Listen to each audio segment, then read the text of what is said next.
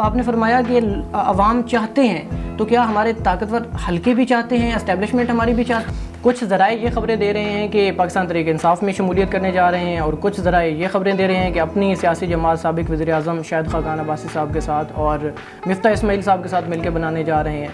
मौजूदा सूरत हाल को देखें तो जो पार्टी ज़ेर अताब होती है, अवाम की बड़ी तादाद उसके साथ मिल जाती है। इससे पहले भी ये होता रहा, 18 में भी ये हुआ, अब भी हुआ।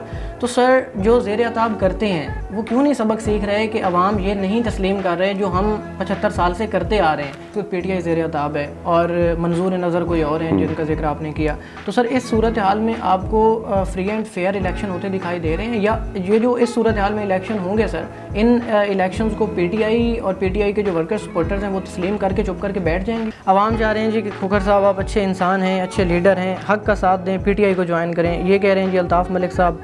उसके बाद ये सुहेला चौधरी साहब हैं, वो कह रही हैं PTI को ज्वाइन करें। सर, ये बहुत लंबे हैं, आपका टाइम ज़्यादा लग जाएगा। मुख्तसर मैं ये कहूँ कि बड़ी तादाद में इन कमेंट्स में 80% जो यूथ है ख़ासतौर पर वो और बाकी लोग वो चाह रहे हैं कि आप, क्योंकि इस वक्त जो आप बात कर रहे हैं वो बात कहीं ना कहीं चूँकि एस्टेब्लिशमेंट के अगेंस्ट है, और वो पार्टी भी इस वक्त ज़ेर अताब है, तो वो चाहते हैं, उनको शायद ये लगता है कि आप उसी तरफ जा रहे हैं। तो इसको ज़रा इसमें थोड़ी क्लैरिटी कर दें, क्लियर कर दें कि क्या वाकई आप PTI ज्वाइन करेंगे? सवाल तो होगा, क्योंकि फिरदौसी पूछता है। देखिए हर इतवार रात 8:03 पर प्रोग्राम सवाल तो होगा, क्योंकि फिरदौसी पूछता है।